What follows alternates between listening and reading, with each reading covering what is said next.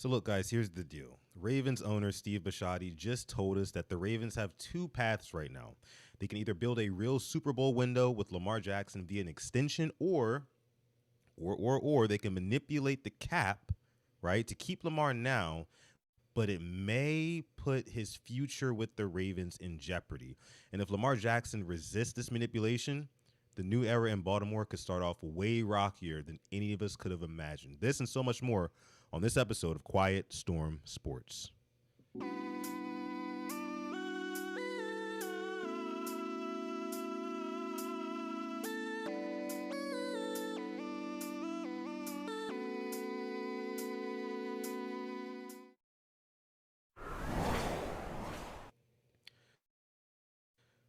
What is going on, YouTube? Rain Gang. I am your host, Sutton Def, and you are listening to Quiet Storm Sports on the Purple Rain Podcast YouTube channel, a Baltimore Ravens YouTube channel where we talk all things Ravens pretty much every single day. If that sounds good to you, make sure you leave a like on this video, and also please consider subscribing to our channel as well. It helps us out a ton here, with the algorithm and everything. We are live. We are live right now, so shout out to everybody who's trickling in the live chat. We got some things to discuss tonight. Guys, we got some things to discuss, very important matters, things that I think we might have just skipped over just a little bit, just a tiny bit yesterday after that Steve Bisciotti presser. I saw some of us kind of lightly touch on this conversation, this topic, but not really dive deep into it and kind of like what it really means and what Steve Bisciotti was really trying to convey to a lot of the people who work for him, including Eric DeCosta, including Lamar Jackson. But before we get into that, again, guys, make sure you subscribe, like to this video as well. Got to bring up who's here in the live chat, as I always do. Let me see who's in here. Let me see who's in here already. We got my guy, Coach. Coach is in the house. What's going on, Coach? A member here on the channel. Appreciate you for coming through, rocking out with us, man. We had a good discussion yesterday on the Ravens Roundtable, or the Ravens Roundup, with Coach, me, Hendo was there.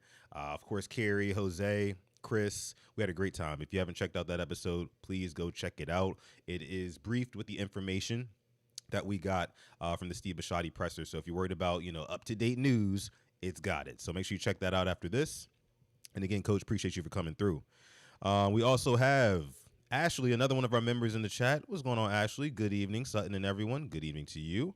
Appreciate y'all for coming through. Ticker Flipper in the house. What up, man? Terry Mitchell, Jeremiah. What's up? Raven Nation 1994. D-Wiz, another member in the house. What's going on, D-Wiz? Shout out to everybody watching after the fact. If you're part of the hashtag replay gang, salute to you. I know you're not always able to catch a live stream, right? But when you do get in here, you're supporting us anyway. I appreciate that. Alex appreciates it. Shout out to you. Make sure you leave a like on this video and comment down below.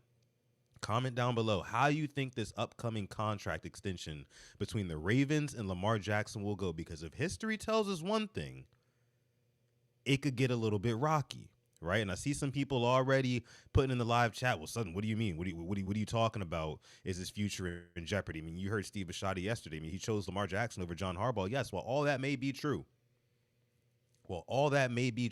I think it is important for us to read between the lines on what Steve Bisciotti was saying. We got to read between the lines on this one. Travinci, another member in the chat. What's going on, Travinci? Good afternoon to you. Good evening. Appreciate you for coming through, man. But listen, I'm going to get into it. Let's go ahead and get into it. Here's what Steve Bisciotti said yesterday as it pertained to Lamar Jackson's latest contract situation.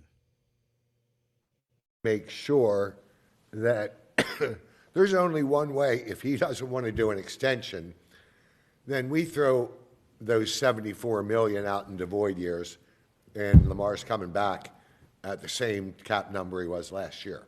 You can play with that money all you want. That's not what we want. We want another window, and Lamar knows that. And I think that he's amenable to doing something that mirrors the last deal he did, although the annual number will be a little higher. But I'm hoping that it's plug a new number in the same contract he signed last year and move on. And the urgency of that matters to me because we've got free agents, and I don't want to go into free agency with that hanging over our head. And I made that clear to Lamar, and I think he was very appreciative of my stance. and hopefully willing to work with Eric and not get this thing dragged out into. So you heard it right there, guys. And look, I know we are 24 hours removed, 24 hours plus removed from this presser. So you might have already seen that. You might be saying, well, Sutton, like I said before, I mean, it seems like they want to keep Lamar Jackson. And yes, it does seem that way. It does appear that way.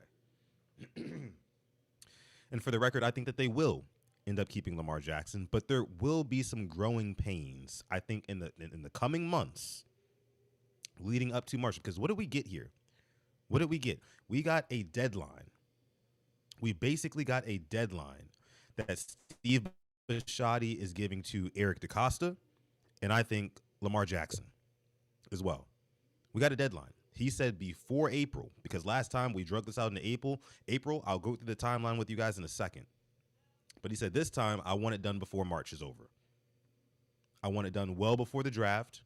I don't need this looming around my franchise well into the offseason, right? We want to get this done ASAP. And again, what he said was, if Lamar Jackson is not willing to ink out a deal for an extension, which would essentially create a new Super Bowl window for us where we can lower the cap years, basically push the cap down the road. We're borrowing from our future to satisfy our needs right now. That's what they want to do if Lamar Jackson is not willing to sign an extension. That helps that I guess both parties can agree to. So that then begs the question, well, what leverage do both sides have? Because Steve Bisciotti, basically, he laid it out on the table, right? He said, hey, look, Lamar, if you don't want to sign this extension with us, basically, if you don't want to play ball, and you didn't last time, for the most part, to the tune of you requesting a trade. Again, I'll go through the timeline in a second. If you don't want to play ball, Lamar, we're just going to kick those void years down the road. Now, what that does not mean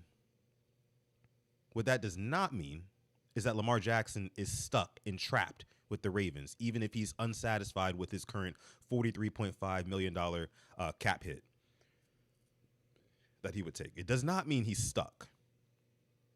I want to remind everybody, there is a no trade clause in Lamar Jackson's contract. But what that does not mean is that Lamar Jackson cannot request a trade and force himself out of Baltimore, which, again, I'll remind everybody, has happened before. So it's not just like a given where if Lamar Jackson can't agree to a deal, Steve Bisciotti just says, all right, well, we're just going to kick the void years down the can. You're going to sit here and continue to play for the current number that you've been playing for. And we'll just figure this out later. And what if Lamar's like, no? And I got two words for you that would really lead me to believe that Lamar Jackson could say no and actually play some real hardball this go around. And those two words are guaranteed money. If the Ravens and Lamar Jackson engage in contract talks, I have no doubt in my mind that Lamar Jackson will ask for more guaranteed money. He's going to ask for an uptick in guaranteed money. Now, why would Lamar Jackson do that? Well, one, because he's done it before. Last time around, need I remind you, he asked for a fully guaranteed deal. The Ravens did not want to budge on that. They didn't want to give him that. They weren't in the business of giving out a fully guaranteed deal. And Lamar Jackson said, okay, well, trade me, basically. And I think that nowadays, with Lamar Jackson, since his last contract, getting 2 first-team All-Pros, another MVP, another playoff win, or hell, 2 playoff wins, I think he has the leverage to say, hey, look, yeah, give me that guaranteed money. I want a higher percentage of guaranteed money than Justin Herbert, hell, maybe even Josh Allen. Josh Allen's sitting at the top of the throne right now when it comes to guaranteed money because he just got his deal redone. And Lamar Jackson, again, could easily say, yeah, I mean, Josh has one MVP. I've got two. He shouldn't even have the one he has. I should have got that one too because I threw for 41 touchdowns and 4 interceptions that year. I think Lamar Jackson has more leverage to say, no, I want that guaranteed money. I'm not going to just let y'all off easy. Yeah, y'all fired the coach. Cool. I told y'all we probably needed to make changes, but I'm worried about me. I'm just now coming off of the most injured season of my life. I'm coming off the most injured season of my life. I hurt my ankle, my toe, my hamstring. I can't remember if he had a knee or if it was a calf at one point. Of course, it was the back. Got banged up. And I'll be 30 next year. If we're going to get another long-term deal done, this one needs to be more lucrative than the last. I could see Lamar Jackson and his mother, right? Because, again, no agent, nobody to play the middleman to kind of,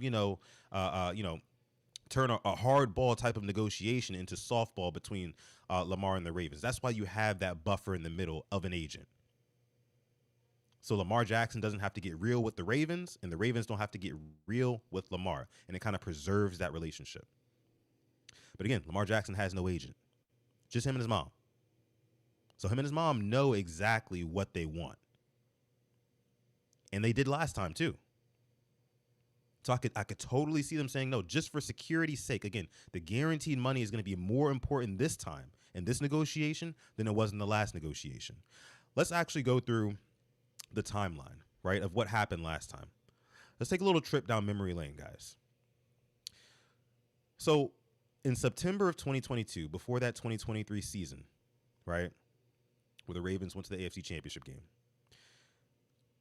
Lamar Jackson declined a $250 million extension offer because he was pursuing a fully guaranteed deal. And again, was negotiating without an agent. That was in September of 2022, before that AFC Championship game season. After that season, on March 2nd of 2023, Lamar Jackson publicly requested a trade from the Ravens. And if you remember correctly, it was the same day where John Harbaugh was sitting down with the media and, reporters were asking him questions about, future of the Ravens. What are you guys going to do with Lamar? As soon as he sits down for that interview, Lamar Jackson drops a bomb on Twitter saying, hey, look, the Ravens do not seem interested in meeting my value. Trade me. As Harbaugh was sitting there, I think that was intentional. Very intentional. And you could say, oh, that was, that was for Harbs and whatnot, and Harbs is out of here now, so Lamar Jackson feels better. Cool. Maybe. But I think regardless of who the Ravens bring in as their next head coach, Lamar Jackson is still going to want his money. He's still going to want the most lucrative deal in the NFL. I truly do believe that. Take a quick break here. We do have a super chat donation. We got Mad Rasta here making it rain here on the Purple Rain podcast, Quiet Storm Sports. Appreciate you, Mad Rasta. Dropping the 5-piece donation in the chat, says, wouldn't it make sense to give him more guaranteed money to lower the cap number and lower the salary cap? He should get an agent for contract and PR. It would definitely take a lot of weight off of his shoulders, but I don't know. Guys got trust issues. Guy doesn't want to give up however many percentage of money, from his contract, from his deal to an agent. Wants to do it himself, and I respect that. I have no problem with it. Now, for PR reasons, yeah, maybe. Lamar Jackson is very, close to the vest kind of guy anyway. Very private. So I don't really see, mainly all the speculation around Lamar Jackson is exactly that. It's just speculation. Lamar doesn't really give you too much, but that was why him requesting that trade in March of 2023 was so huge, because it showed he was willing. It showed he was willing to take an adversarial stance against the Baltimore Ravens. More guaranteed money now to lower the cap number and lower the salary cap. Well, no, the guaranteed money can be spread out over the years. I don't know exactly if that's what they would do and if it would make more sense for them. But I do believe, again, the Ravens, and again, it's really an ownership thing for me. I don't think any owner wants to get anywhere close to any sort of fully guaranteed deals. I mean, I think Steve Bisciotti has said this, or other owners have said it as well. They don't want to do that. That Deshaun Watson deal from the Browns, who they're still paying out, that spooked a lot of owners. And they had to come down with an iron fist and say, hey, look, no more of this. But I think Lamar Jackson's going to ask for more of that, right? And I think that's what Bisciotti, because Bisciotti, he just wants Lamar Jackson to pull out the contract that they signed in 2023 and cross out the annual amount of millions per year that was there. Cross out that number and just put a new number. Everything else stays the same. Let's just plug and play. Take out the last number, plug in a new number. That's what Bisciotti wants to do. And he says he thinks Lamar Jackson is willing to do something similar. But I don't know. I really don't know. I really don't know. I really don't know, man.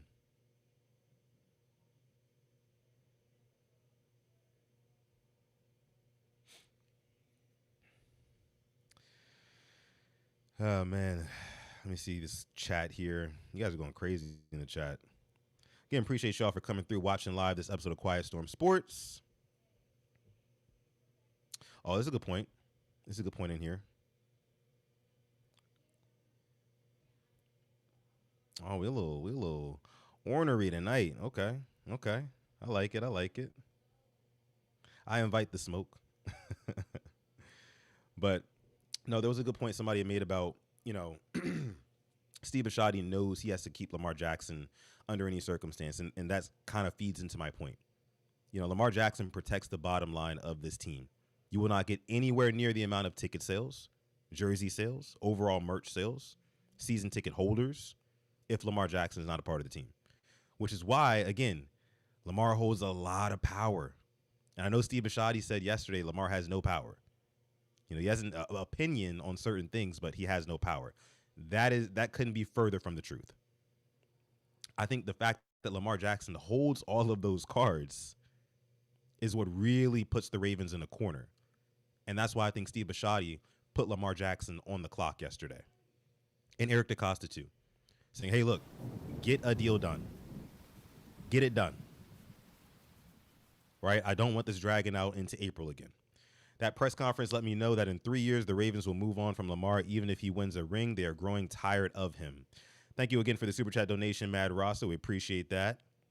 But I don't know. I'm not sitting here. Listen, guys, I'm not here to tell you guys that Lamar Jackson is leaving the Ravens. I know he is our precious number 8. Do not get me wrong. So before you kill me in the comments, in the chat, I'm not sitting here and telling you that Lamar Jackson is going to leave the Ravens. I'm just saying this offseason with Lamar Jackson's contract negotiation, it might not be all peaches and rainbows. Because guess what? Last time it wasn't. And guess what? Now Lamar Jackson has even more leverage. He has even more leverage. And it's clear and obvious that the owner, Steve Bisciotti, as cool as he is, right, as cool as he does not want, what did that one coach say? The prisoners running the prison, right? This guy's a billionaire who likes power, loves power. So if Lamar Jackson comes in there playing hardball, him and his mom, it could be tough. It could be tough because if Steve Bisciotti says, yeah, all right, you don't want to do a deal, cool. We're just going to kick the void years down the road. We'll figure this out later. Lamar Jackson, like, no, stay right there. We going to figure something out now, or else I'm going to hop on Twitter again, and I'm going to say I'm going to request a trade because you guys aren't trying to meet my value. So, I mean, I'm just saying it's a possibility. Again, I'm not here telling you that Lamar is leaving Baltimore. I'm saying that his future could be in jeopardy if contract negotiations get as messy as they did last time. Okay? Thank you again for your super chat donation, Mad Roster. Here comes another one from RTB Dre. Appreciate that, man, dropping the two-piece in the chat. Says, if the head coach is Flores, what are expectations? That's a great question. It's a great question. Stevie B said yesterday that whoever comes in next, he kind of said cheekily, like, they're going to get, like, what, maybe 5-6 years. But he also said something that a lot of people didn't really talk about too much, at least not from what I saw. He said that expectations in the first year. He said, hey, look, we missed the playoffs this year. I'm just looking to make the playoffs, right? So I think that the expectation for year one, playoffs. Now, overall expectations for me is if Brian Flores is hired, right, he comes in the building, establishes a culture early, as I like to say, a culture of accountability again, which we've been lacking the past couple of seasons. And, bond with Lamar Jackson, that locker room. Again, I think that Brian Flores, a lot of guys in that locker room would run through a wall for him. He's an intense coach, an X's and O's guy on defense. It really depends on who his coordinators would be. If his coaching staff is right, especially with the offensive coordinator, hey, man, I would be expecting a Super Bowl. Because next year is officially going to be the how do I say, this is going to be the figuring out, feeling out year for other teams when it comes to the Ravens. I feel like for the last couple of seasons, teams have kind of not all the way figured out the Ravens, but figured out a way to minimize the damage that they can cause from a Lamar Jackson offense. And now again, listen, I know he's coming off of a 41 touchdown, 4 interceptions, but, in big games, people try to scheme up ways, whether it's the man blitzes and things like that tend to work against Lamar Jackson in this offense in big games, selling out to stop the run. Basically what I'm saying is the Ravens have been zigging, but they're going to zag now. They're going to zag now because it's a totally new coaching staff. Nobody around the league knows what to expect. You don't have any film on what this Ravens team looks like with this new coaching staff. So my expectations are high because I think Lamar Jackson raises the floor and the ceiling for any team when he's healthy. So you give him a new head coach, new motivation, my expectations will be high. I think in the first 2 years, you should at least be in the AFC Championship game. I'll say that. Appreciate you, Dre. All right, let me see. My guy Torres says, Sutton, this ain't the time for that. Hey, look, man.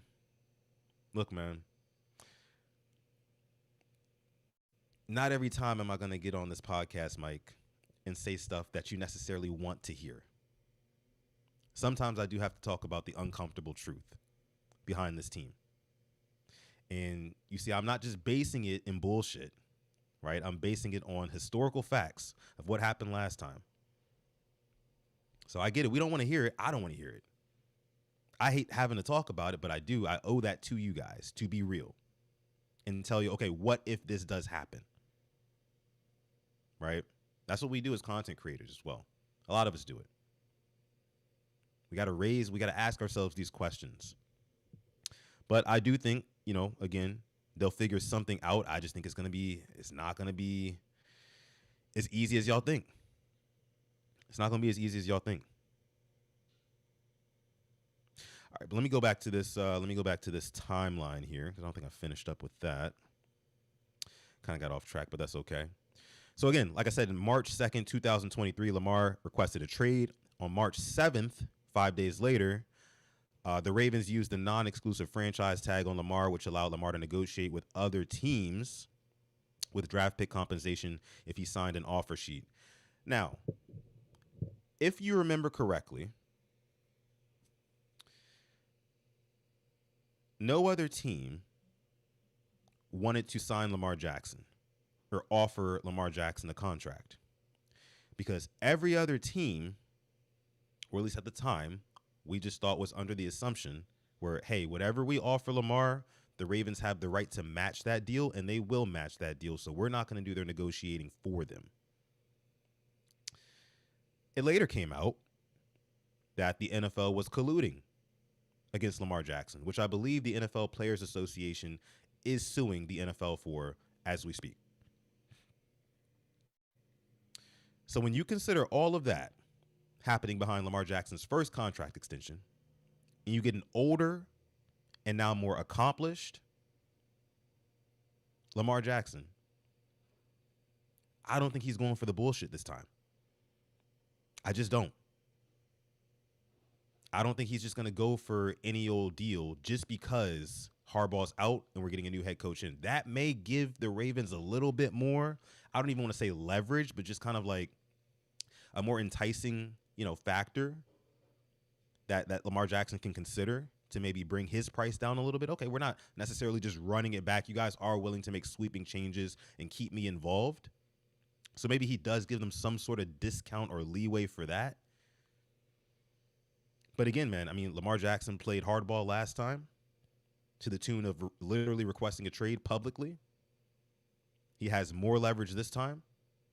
And the owner just told us yesterday, we got to get this done quick, fast, and in a hurry. Today is January the 14th. He's saying that he wants this done by the end of March. Right? So that's 2.5 months to get this thing done. That doesn't include, free agency and getting ready for the draft, nothing like that. I'm just saying it's going to be tough. EDC has got his work cut out for him. He does. Another super chat donation. Here, this one's coming from Don. Shout out to you, Don. Appreciate the $5 in the chat. Says Lamar should not sign Bisciotti. Said Mike Preston. Should not sign since Bisciotti said Mike Preston is one of his favorite reporters, which means Ravens leaked info to Preston. Yeah, I mean, I kind of found that weird too, that nobody ever proved whether or not Lamar Jackson was staying up late playing video games, or whether or not Lamar was falling asleep in meetings. Yet, Steve Bisciotti co-signed Mike Preston and said he's one of their favorite reporters because he's been around for so long. But it's like, I would have preferred if he would have called out Mike, like, hey, you still didn't prove what you said in that article. Lamar Jackson came out and debunked all that. But no, Steve Bisciotti just said, Mike, I love you too. You're just a little bit more mean, right? Because he was giving praise to guys like Jamison Hensley, I think, and Jeff Zrebiec, and then he mentioned Mike Preston as well. And he's like, Mike, we love you too. You're probably the third best just because you've been here so long, but you're just a little bit mean about the things you say. Didn't really denounce the article or anything like that, but, I mean, I don't think that's why he shouldn't necessarily sign Lamar. I don't think he'll really let that bother him too much, but it did kind of rub me the wrong way.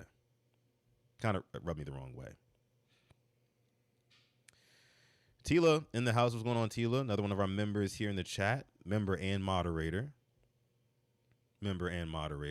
Chris M in the chat as well. Another member in the house. Says, hey, y'all. I'm driving. Make sure you be safe out there.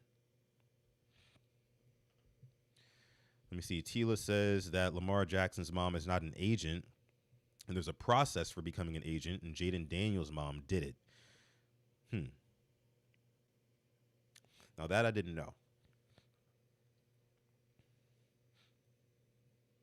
I do know that his mom's not a registered agent. I do know that. Andy says Lamar has no agent and does not have to pay the 10% in agenting fees. I was trying to say Agington. He said that weirdly. He said that he's the third favorite player and that he's mean. Yeah, kind of rubbed me the wrong way. Louisville Cardinals Ravens. What up, man? Appreciate you for coming through. That says Lamar and his mom are just hiring a lawyer when they need one. Exactly. I think they're just having conversations. Okay, here's what we want. Here's what makes sense. Here's what makes sense. Let's send this out to the lawyer. If the lawyer says everything looks good, all right, we're going to bring this to the Ravens, see what they say. If the Ravens give us a counter offer, let the lawyer look at that, make sure everything's on the up and up, and we'll make the final decisions ourselves. It's interesting, too. Because Eric DaCosta blatantly said yesterday, not Eric DaCosta, but Steve Bisciotti, I'm sorry. Steve Bisciotti blatantly said that Lamar Jackson has no power yesterday. But where he does have power is in that negotiating room, right? And you're going to have to deal with him directly. You have to deal with him directly. It's going to be interesting. I'm telling you, to be a fly on the wall in some of those meetings, man. To be a fly on the wall. Glaucoma says Lamar's mom got him the biggest contract when he resigned, so she knows what she's doing. That's a good point. She did get him a pretty hefty contract because, again, referencing that timeline, after the Ravens put that non-exclusive franchise tag on him and nobody offered him a deal, in late April, hours before the draft, Lamar Jackson signed his 5-year, $260 million deal with $185 million in guarantees. So Lamar again does not have any problem dragging this thing out. Steve Bisciotti does. Problem is, Steve Bisciotti doesn't quite realize, or I'm sure he does, which probably pisses him off to no end, how much power Lamar Jackson actually does have. Because he's got a lot. He holds damn near every single card. The only one you're clutching your pearls to, if you're Steve Bisciotti, is, hey, we just fired the head coach. So give us a little discount, at least. Take something off the top for us. But again, Lamar can say, nah, I'm only getting older. I'm only getting more banged up. I've only gotten more accomplishments. You guys did me dirty last time, colluding with the league. I want what I want. Give me that Josh Allen deal. Don't want to give it to me? Cool. Watch this. Twitter. I have officially requested a trade from the Ravens as they do not seem to be able to meet my value. Telling you, it could happen. Do I want it to happen? No. Do I want it to happen? No. But it could, based off of what happened before, based off of history.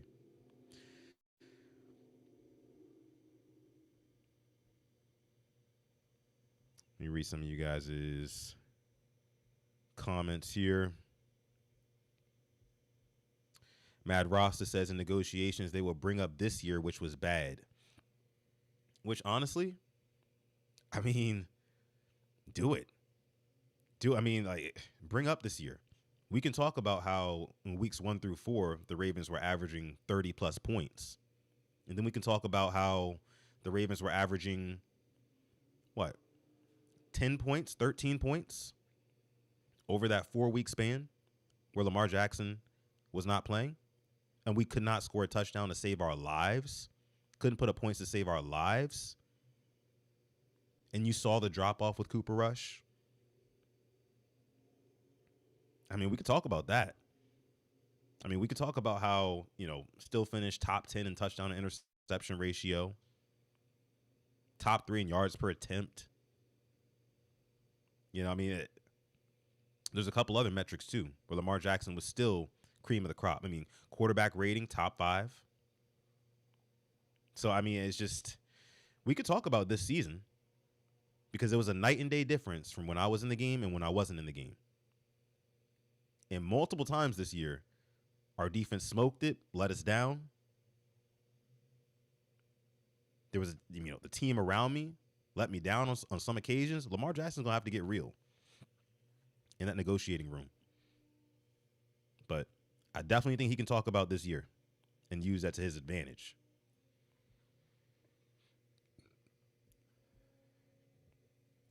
Tila M says, I thought the power convo was in relation to the hiring. Yes, it was. It was.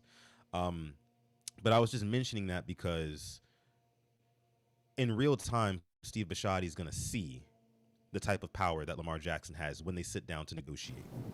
May not have anything to do, of course, with the coaching hire, but in real time, they're going to see that, okay, this guy really does have all the cards and all the leverage.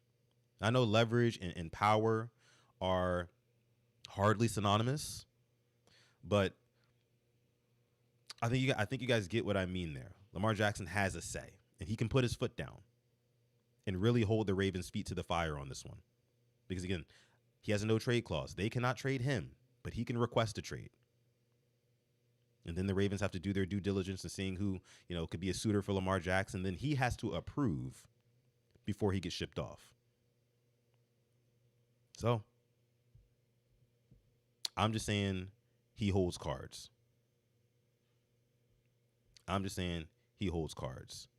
Miss Fancy Pants, what's going on? Bo knows, what up? Aggie, what up? Let me see. Got another super chat donation. This one's coming from Gerald. Appreciate you, Gerald. Dropping the 20 ball in the chat, making it rain here on this episode of Quiet Storm Sports. Long time no see, Gerald. Hope you're doing well. And Gerald is a true Purple Rain pioneer. Been watching the show for some years now, so we appreciate him. Gerald says it's going to be a crazy train ride, but the deal will get done, and I'm hoping the Ravens sign Brian Flores. Yes, I agree with you on all fronts. Yeah, I want the Ravens to sign Brian Flores. He is firmly in my top 3. It goes right now for me: Brian Flores, 1A, 1B, Clint Kubiak, and then after that, I'm kind of Jesse Minner's growing on me. And then some deep ones, some honorable mentions for me: Nate Shieldhassy, right? My guy Kerry on the Ravens Roundup was talking a lot about them yesterday, and I took a lot of good stuff from what he said. I mean, he basically said he's the genius behind the Rams offense, right? He's the real one, drawing up the plays, late at night, really cooking up the stuff with his own brain, right?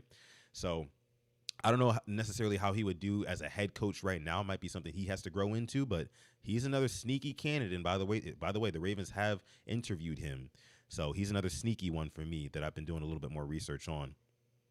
But it is going to be a crazy train ride with the negotiation, but I do believe they'll get it done. They're gonna wake up one day, probably like early March, I would say. They'll probably play some hardball in February. It'll be some hardball in February, some back and forth talks between Lamar and the team. But then after that, I do believe that they'll get something done in like March once they realize, okay, time is a ticking. We're just going to have to break down and capitulate to Lamar Jackson's commands or demands here.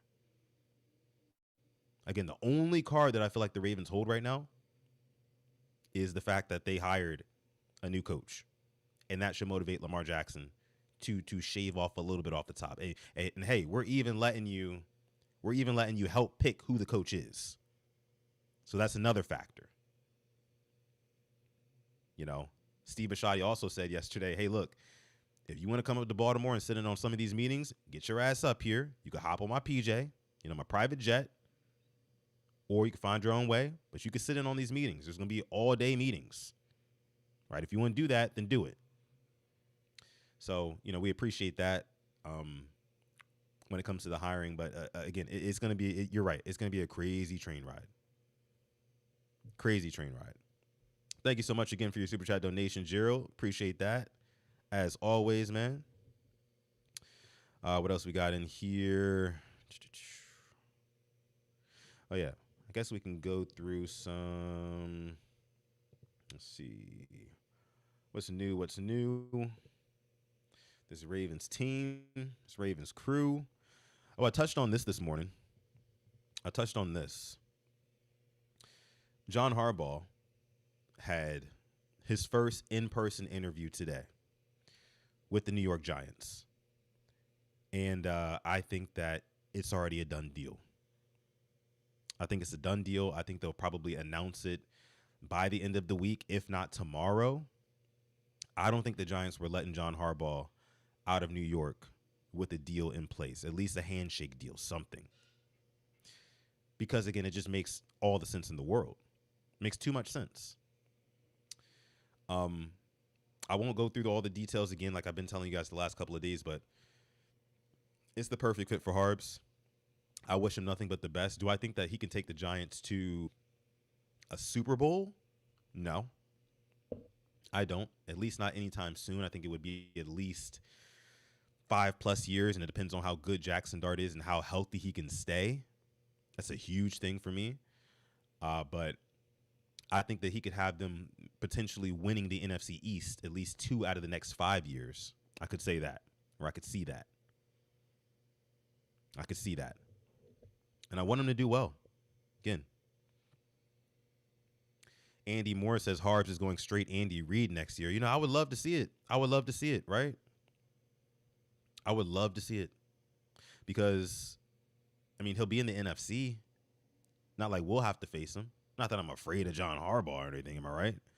But no, man. I mean, it'll be cool and very weird to see him in another team's gear.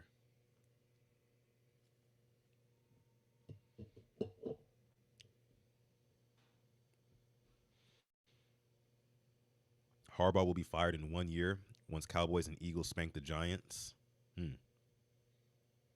Bo Knows says Giants already supposedly have a contract for Harbaugh. Like I said, man, I think they've already gotten something done. They're just maybe hashing out a few more details, and then they're good. But apparently, wherever John Harbaugh goes next, he's got like a list of demands. So Steve Bisciotti was right about one thing. He knew that John Harbaugh, after he got fired from the Ravens, he would land on his feet. And he definitely has, because he's got a lot of leverage in some of these negotiations. He's saying things like, he wants to draft the players. I'm like, okay, all right, Big Harbs, do your thing. I mean, hey, look, 18 years, 1 Super Bowl ring. I mean, I guess that gives you that amount of leverage. I mean, you had some of the most talented rosters in the league for years at a time. Still couldn't get it done or even get to the big game. But yeah, go ahead, big dog. Go ahead. I mean, he's by far and ahead the best, well, outside of Tomlin, the best candidate for a head coach right now. So, I don't know, man. But best of luck to Harbs. Miss Fancy Pants says they're going to beat us in the Super Bowl. You know how, oh my gosh.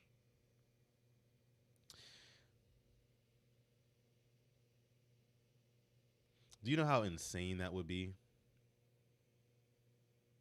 I can only imagine a Ravens-Giants Super Bowl. The Giants head coach is John Harbaugh. Yeah, I don't even want to think about that. Why did you put that in my head? Why did you put that in my head? I don't even want to think about that right now.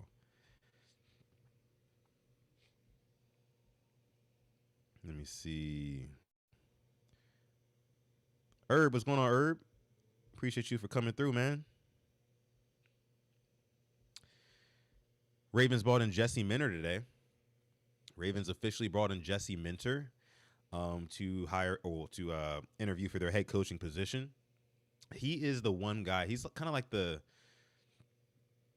he's up there with Clint Kubiak and Jesse Minter and LaFleur. They fascinate me in the way of you don't know what their true upside is. Because you look at a Mike McDonald, right, and see what he's doing, or some of these younger coaches around the league, even Ben Johnson's, right. You just don't know what some of these guys will offer when they come out of that coordinator shell and get hired and promoted to head coach somewhere. It's like something almost unlocks in some of these guys. And I don't know if Jesse Minter is one of those guys. I mean, hey, look, he got Odafe Owe still reaching double-digit sacks, right? In what, 11 games? When we couldn't do that. You got Kubiak, who is just turning up with the Seahawks, right? So it's just with Sam Darnold, even at that. So you just don't know what these guys can offer. And Jesse Minter definitely is. He's one that intrigues me. I wouldn't be mad. He's not my top choice, but I would not be mad if Jesse Minter was the next Ravens head coach. I wouldn't. What up, Shelly?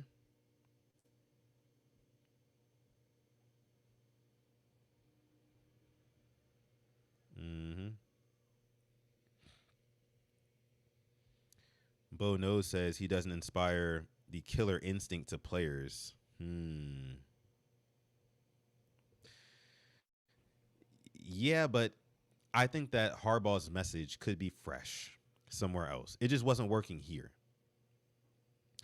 I think his message would resonate to a totally new locker room, organization, And I think he could get it done somewhere else. Maybe not, again, maybe not a Super Bowl, but he can make some noise. I think he can make some noise. I do. I do.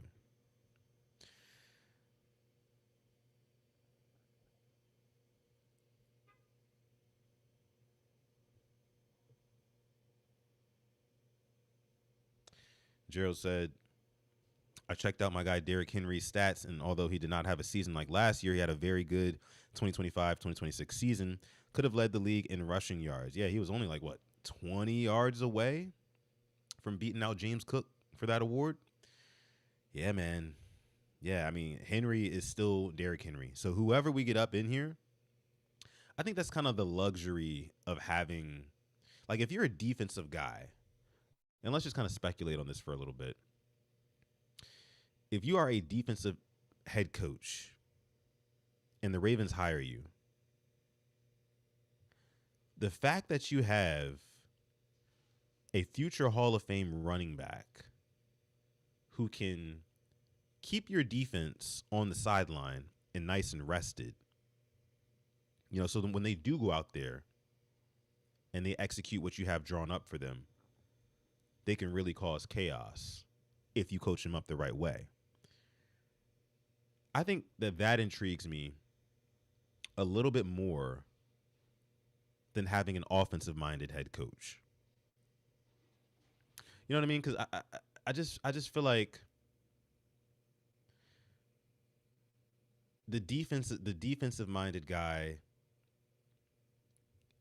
will be allowed to let the offense is almost kind of set it and forget it, right? As long as you hire a competent offensive coordinator, who can call some good plays, offenses set it and forget it. You've got Lamar, you've got Henry, draft another couple of guys, maybe go pursue an A.J. Brown, I don't know. But the offense can pretty much operate itself. We've seen that at times. Even under Todd Monken, even under Greg Roman some of those times. There were some times where the offense just woke up and just went, and it was driven largely by Lamar and Henry.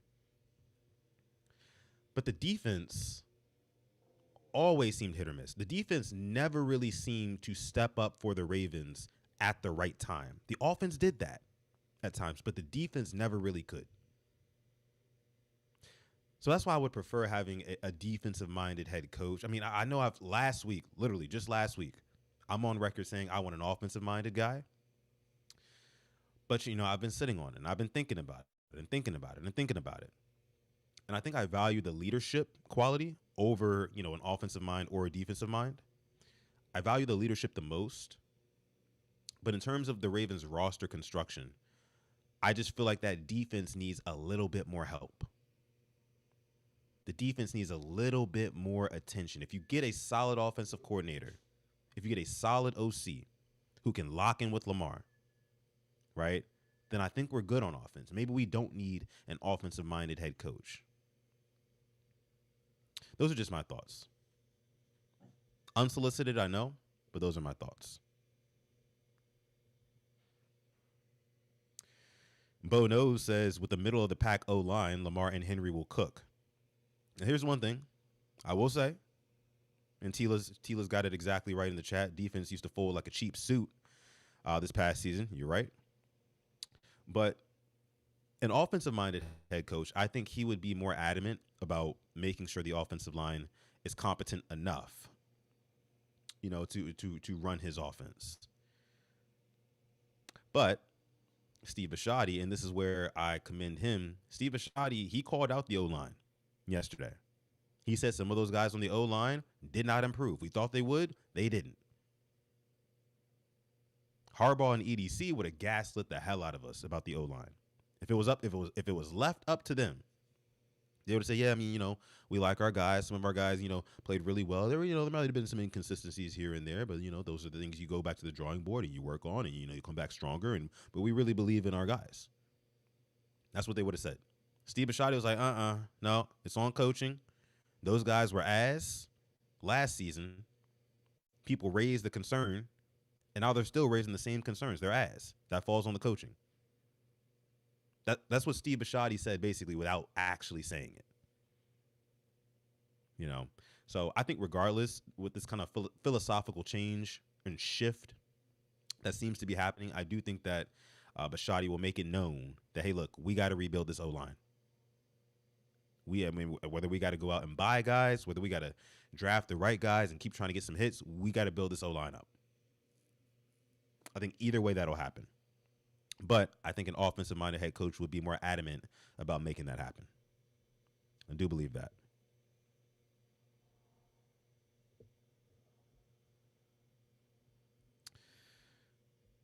Oh yeah, Easy G. Easy G. See, yeah, exactly.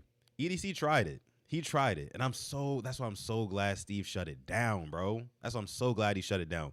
EDC was like, he tried to gaslight us. He was like, yeah, some people ran with the narrative of it was the offensive line, and he was gonna just try to glaze past that. And Steve Bisciotti was like, and that falls on coaching. Yeah, it does. And I feel like a lot of that presser yesterday was Steve Bisciotti talking directly but indirectly to Eric DeCosta. That's why Eric DeCosta the whole time, he had his arms folded up. The body language did not look very confident.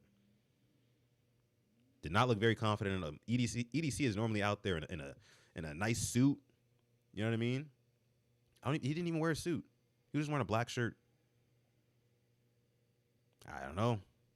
And his body language didn't look the best.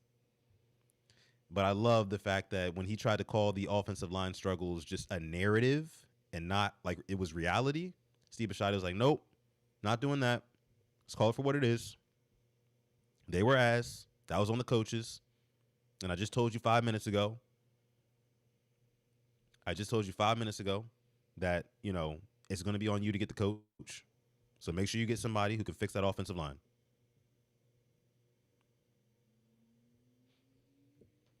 EDC knows he's next if he doesn't produce. That's what I'm saying. Let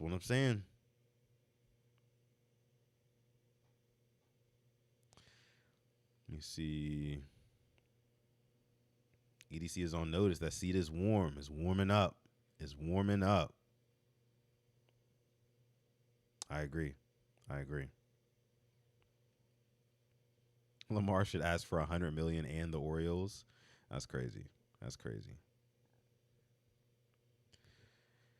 Miss Fancy Pants says, that's an interesting take. I thought Steve let him off too easy, but maybe there was some subtle mob boss messaging in there. Yeah, a lot of subliminals. Lots of subliminals in there. Steve is not playing with EDC. EDC, I mean, he just watched the whole house get cleaned out.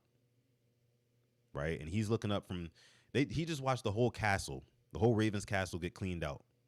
And he's sitting up in his chamber, his quarters, looking out the window like, oh, that's what they doing down there? Well, shoot, let me reevaluate what I'm doing before they decide it's my time to get me up out of here.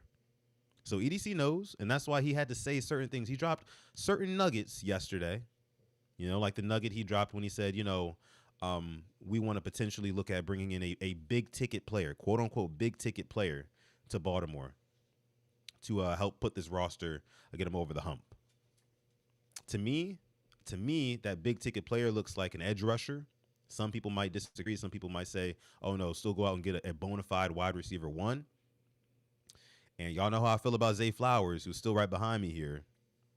But I think that the Ravens, it would be ill-advised for the Ravens to go out and get a big-name wide receiver before they address the O-line.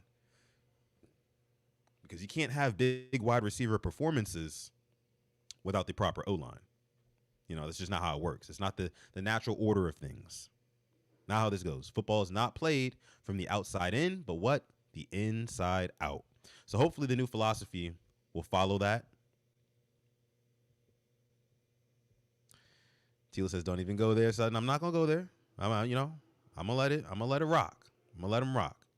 Zay ended the season very strong. Multiple touchdowns, had over 1,200 yards, I think, right? Still the fumbles he got to clean up next year. Hopefully the new coach can kind of coach that out of him, right? When they evaluate the roster and they see the pros and cons of Zay Flowers on the football field, maybe they can coach that out of him. Maybe we can actually see him run straight out. Who knows? I don't know. But I won't go there though. I won't go there though. Dennis says Max Crosby. And yeah, I would love to get a Max Crosby in town. Max Crosby is not happy with the Las Vegas Raiders right now, right? Um, Basically, the Raiders wanted to tank the last couple of weeks, and they wanted to shut down Max Crosby for that reason. And Max Crosby is a competitor. He's like, no, to hell with that. I'm trying to win. And teams who do that do not have a winning culture. Look at the Dolphins. That's why they had to move off of Brian Flores, because Brian Flores was not having that shit. They asked Brian Flores to tank, and he said, no, I'm not doing that. Right? That kills my reputation. I'm not going to throw my reputation as a head coach. This is my first time as a head coach in this league. I'm not going to throw my reputation in the trash for this organization, who at the end of the day doesn't give a damn about me. I think Brian Flores is a warrior, man. I mean, he wants to win. Same thing with Max Crosby. They have the same mindset, the same mentality. I would love both of those guys on the Ravens because that's all we want to do is win. We're not looking to tank. We're not looking to rebuild. We want to win, and we want to win now. We have the pieces. We're going to go out and get the coaches, and we want to win now. Like I said, my expectations for whoever comes in at head coach, I need to be in the AFC Championship game in the first 2 seasons. I need to be at least playing in the AFC Championship game in the next 2 seasons. Granted, Lamar's healthy, Henry's healthy. Some of the more key pieces, they can stay healthy as well. That's what I need to see. But Max Crosby, it would be a tough buy on him because, again, the Raiders don't want to get rid of him, and they are going to sell very high on Max Crosby, which is totally understandable. But he would fix a whole lot of issues. And, when EDC was talking about they want that big ticket player, he then went on to say about 10 minutes later when he was asked about what are the main deficiencies of this Ravens team that you see, this Ravens roster, the first thing he mentioned was the inability to get a pass rush. So you pair him saying, we want a big ticket player with, we struggled at pass rush this season, primarily. And you marry those together, what do you get? You might get a Max Crosby. But I don't know if the Ravens will be willing to sell their soul for it because EDC also said, he doesn't really like pushing his draft picks away and giving up his draft picks for that proven talent. And while that may sound like it doesn't make any sense, he went on to say it's not just about, the giving up the draft picks, but it's also about the cap space and the cap dollars you take on when you get some of these big ticket players, right? They already come with a big price tag. That's why the best way to build a team is to do it through the draft. I get that philosophy, but that's for if you're rebuilding, right? The Ravens are in win now mode. So you got to put your money where your mouth is. Extend Lamar. Make some tough decisions on some players. We're going to have to understand that. Ravens fans are going to have to understand there's going to be a lot of cap casualties this offseason. A lot of cap casualties. This roster is probably going to look very different. It's not just going to be the coaching staff. There's going to be a lot of new blood in Baltimore next year. But I still do think EDC, if he really wants that big ticket player and really wants to fix the pressure or the lack thereof from this Ravens defense, you got to put your money where your mouth is. You got to. Got to. Got to do it. Let me see. All right, guys. So we're about an hour in. I'm going to go ahead and wrap this one up here. As I see Heather in the chat. Welcome, Heather. Hopefully you didn't just get in here. If you did, make sure you rewind for me. But I appreciate y'all for coming through. Again, my name is Sutton Def, and I want to leave you guys with this. Again, I know this video might have ruffled some feathers. I know this video might have made me seem like I'm hating on Lamar, or I think Lamar Jackson doesn't want the best interest for the Ravens. No, I just know Lamar Jackson wants the best for himself, and I totally respect him for feeling that way. I know he doesn't have an agent, and he's going to play some hardball this offseason. So sit back, kick back, get your popcorn ready, because we got a lot more fish to fry than just who the next head coach is. Just saying. But appreciate y'all for coming through. Again, My name is Sutton Def. If this is your first time listening, this is Quiet Storm Sports on the Purple Rain Podcast YouTube channel. Please, please, please make sure you leave a like on this video. Also, please don't forget to subscribe to our channel as well. And one last little tidbit of information.